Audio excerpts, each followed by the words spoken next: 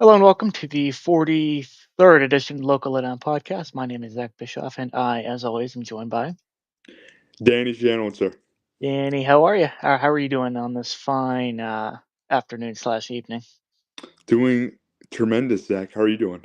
I'm doing fantastic. All right, today, thank you for asking. We're going to recap the 2024 edition of the Gameabove Sports Bowl between the Pitt Panthers and the Toledo Rockets. Danny, just give me your brief overall thoughts on the 48-46 six overtime defeat in tremendous fashion to the Rockets of Toledo. Yeah, Zach, you could classify that as a pretty wild football game. And, from an outsider's perspective, some might call it a barn burner of a high school basketball game if they had no context of the sport involved. Zach, this was a absolutely wild game, man. And, I am proud of Pitt in one sense because we're going through the course of events for the game, right? We get down 20-12, and then we battle back 30-20, and then we keep going and keep battling back to get it to where we battle. So we keep it going into I'm over. gonna get some headphones. There we go, man. I'm not gonna hear. I don't even hear you. That sounds good, buddy. That sounds good. And Need to put that on the outtakes. yeah, dude, this my little cousin just said hi. What's up, Russell? How are you, buddy? Thanks, man. Good to see you, buddy. Thanks for sharing your thoughts with us, man.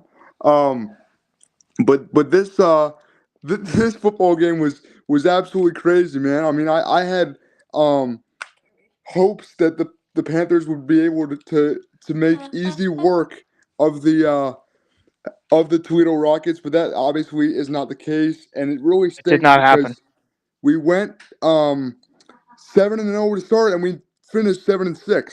So that is not ideal, obviously, Zach, and I think that is is definitely a cause for conversation to start with the future of concerning Pat Narduzzi's future. Sorry. I kind of caught me off guard there. Yeah, I think. See if I got to pick something up here. I think. Yeah, Pat Narduzzi, his future of employment, or his employment needs to be brought into question after that. I mean, going into the season, Daniel, we were looking at, we were talking about, I believe, on this very podcast about playoff contention here, and then to win 7 straight and then lose 6 straight, that last one to a MAC team in 6 overtimes when it shouldn't have even been anywhere close like that. Like, I'm sorry, but something needs to change. Your thoughts? Yeah, no, I completely agree, Zach. And the thing is, like, obviously, the injury bug was a big factor. Eli Holstein going missing the last 5 games, I believe. Like, I mean that made a huge difference. But Zach, I mean, you look at these final scores of games and just the way that we lost. Like Louisville, the game was 37-9, and that comes after we beat Syracuse 41-17 or something along those lines. So there was a complete shift, a complete 180, and I mean, some of that you can attribute to injuries and not being able to produce as many points, which obviously did happen with Holstein being out because he had a tremendous start, especially those first 5 games. Where we looked unstoppable when we were able to battle back against the likes of Cincinnati and West Virginia. But Zach, I mean, the team, like, it didn't really change, not that much. And when you have opportunities to win games, opportunities to close out games. I think of the Clemson game. We lost 40 or 24-20, but we had an opportunity to close out that game. We just couldn't finish. And like we see that the ability to finish games is what makes great teams great and okay teams okay. Because we see um, the Chiefs, the Chiefs are a great example. They're sitting at 15-1, and a lot of those games have been close. But you know what? They finished the game, and we showed just in the Game Above Sports Bowl, as we just mentioned, Zach, that we had the ability to go down to the wire and put up 46 points. But when it came down to finish, we couldn't do that. And the fact that it's six straight games that we're doing with this, like that's concerning, man. Like, you know what I'm saying? Because we're an ACC team, and when you have the opportunity to win games, we'll get more into this, and I am super interested. If you have any thoughts, or if you want to play the advocate of Pat Narduzzi here, because I understand in one sense what he was trying to do. But Zach, when you are in the second overtime and going into the third overtime, and you have the opportunity to win the game with 1 yard, and you decide to kick the field goal from the one to alternate 2-point conversions, that is playing to lose. And I don't understand why we did that. So, yes, Zach, I completely agree with your point that the employment future of Pat Narduzzi has to be questioned, because something needs to change. The message got stale at the worst possible time for the Panthers. And obviously, it's the season win total going from seven to or going from 3-7 in a year is good, but we started out 7-0. Hmm. Yeah, we started at 7-0, and then we went 7-6. So I look at that as what really changed, because I mean, yes, it's a 4 game improvement, but it could have been a whole lot more than that. Yeah, Danny, I want your thoughts on the new college football overtime rules, because I completely forgot about Yeah, um, the alternating 2-point conversions after 3 overtimes, or after yeah, 2 overtimes. Excuse me. I did not expect the game to go to 1 overtime, let alone 6. Danny, I would just look at harkening back to we were when we were talking about playoff contention for these teams, for this Pitt team.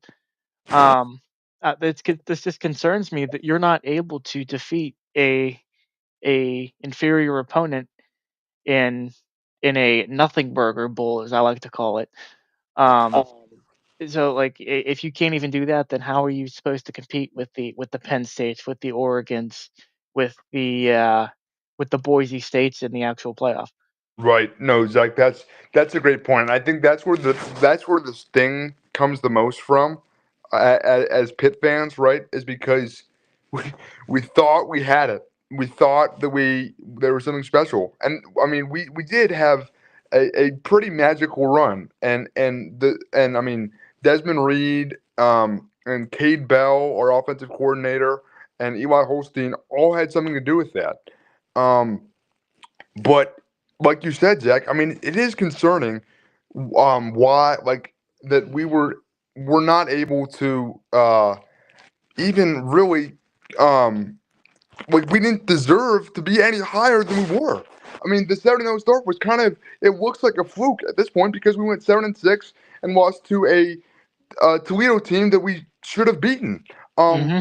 that's where this thing comes from, right, Zach? And I think it's because, like, we want something to be different, because it should be different, because we are in year, like, I want to say year 9 of Pat Narduzzi, and I think it is year 9. Yeah. nothing's really, like, I mean, we have big wins from time to time, but the Panthers are going to panther at the end of the day, and that's just a tough pill for Pitt for us as well, as Pitt fans that want to see Pitt have a chance at the playoff because of the expanded playoff.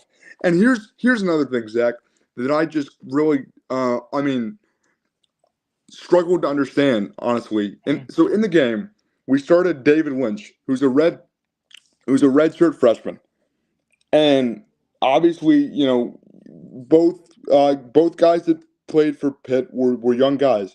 But Julian Duggar, to me, Zach, was way more of a threat with his legs and made so many more better decisions than David Lynch did. So I would have loved to see what the outcome of the game would have been if Julian Duggar were to start the game.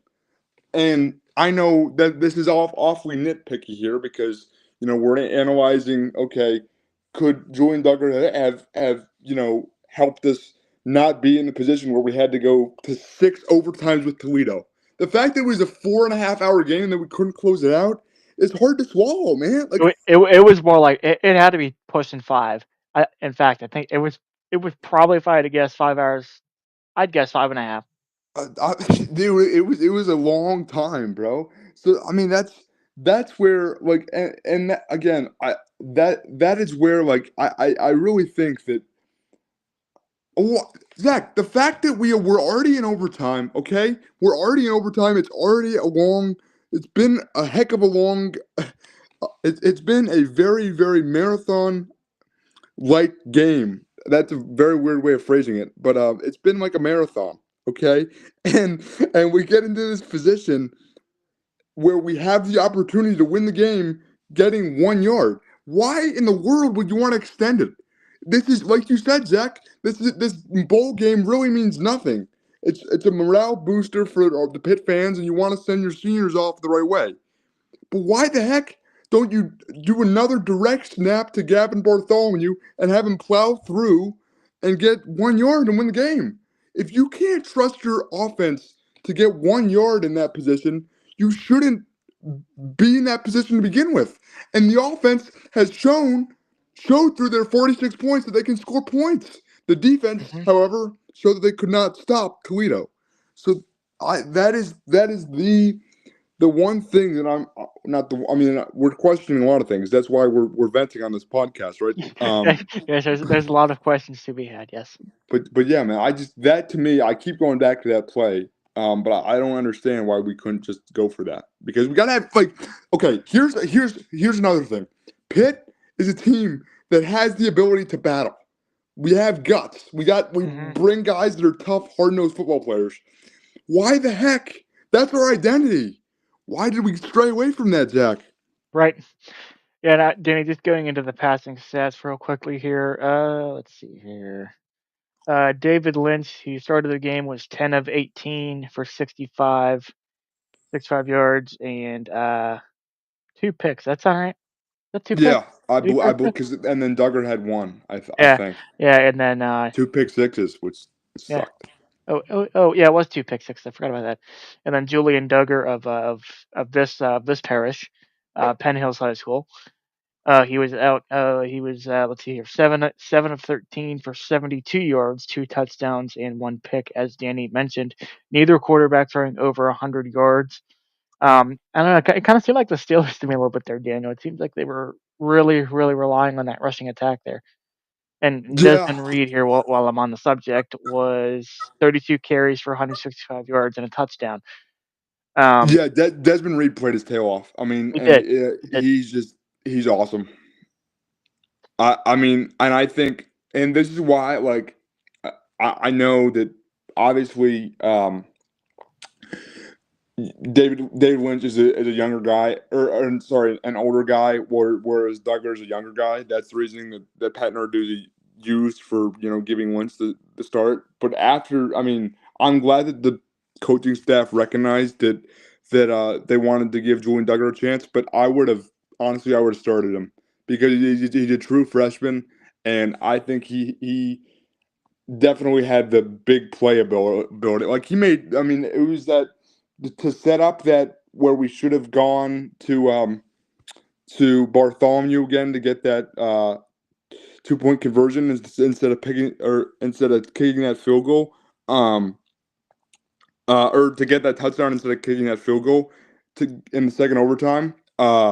Duggar converted a 3rd and 11, which is awesome. Like the fact that he was able to scramble and use his legs to get a first down off of a broken play was super encouraging.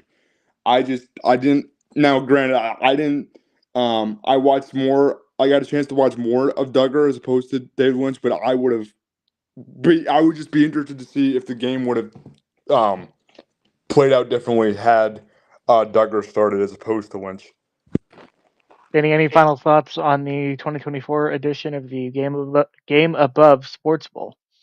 Yeah, Zach. I mean, what at the end of the day, like you said, unfortunately, we're in a position where the bowl game didn't really mean anything, and so it's honestly uh, it's honestly hard to be mad, and that is honestly the equivalent to a waving the white flag of surrender, just in terms of college football fandom in the year 2024.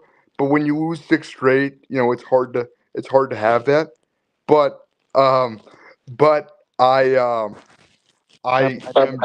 no, dude, you're good. I thought I did something on my end. So Nah, I'm trying to. Well, no, here. Sorry about that. I'll do that later. all good, man. No, I mean, Bloopers. yeah. At the end of the day, it's the thing about that this bowl game illustrated to me is just that the more things change for Pitt, the more things stay the same. Because when you lose six straight and end up 7-6 after starting 7-0, it feels very much like a regression as opposed to a progression. And I think all things considered, it was a progression from last year because last year we had 3 wins, and that's we got to keep remembering that. And I mean, last year was a disaster, with Phil Dracovic and all of that. But Yes. Phil Dracovic turned quarterback, turned tight end, turned quarterback again. yes, dude. I mean, so, but again, the more things change, the more things stay the same. Like I was just disappointed that the defense.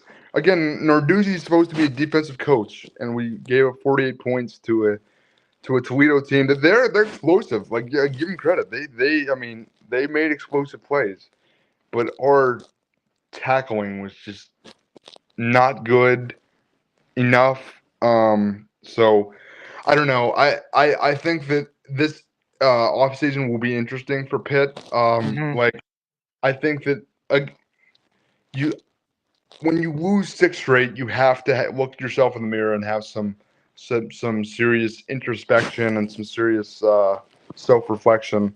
So I mean, I just what I want to happen next year is for Pitt to not have. I mean, I would call this a historic midseason slump. So I do not want that to happen. I don't know if the messaging got stale from Pat Narduzzi, but it just seemed like once we hit that after that SMU game, all of our belief and fight that we had was just gone. So I don't want that to happen again, but I think that we're gonna have to have some serious discussions as to where do we go from here because it's just a tale of two halves, and unfortunately, the bad outweighed the good in the second half, and so we're sitting here at 7. You know. All right, Daniel, that is going to do it for the 43rd edition of the Local Lowdown Podcast. Daniel, thank you for your attendance and your I don't know, forget it. That's You're another welcome, blooper. Zach. Another blooper I got. Thank you very much, Daniel. Next time we're going to hopefully be, excuse me, with our third co-host, Mr. Kevin Hutchinson, is going to hopefully be making a return. Talk about the Steelers. I want Steelers Ravens. The Steelers, their season, and the and just the overall NFL playoff picture. So you have that to look forward to. Sure. We got that. We Playoffs, got Zach. Go, man. We got to what's turn it that? around. Would you say you broke up a little bit? Sorry. I said Steelers heading into the playoffs.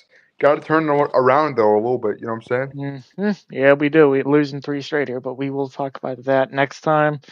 And then we have the second round, or the quarterfinals of the college football playoff coming underway here on, I believe, what is it, New Year's Eve? Yeah, it starts the 31st with Penn State and Boise State, I think. And then, Which that will be a good one. So we will yes, hopefully be back with you on New Year's Eve before we turn the year here to 2025.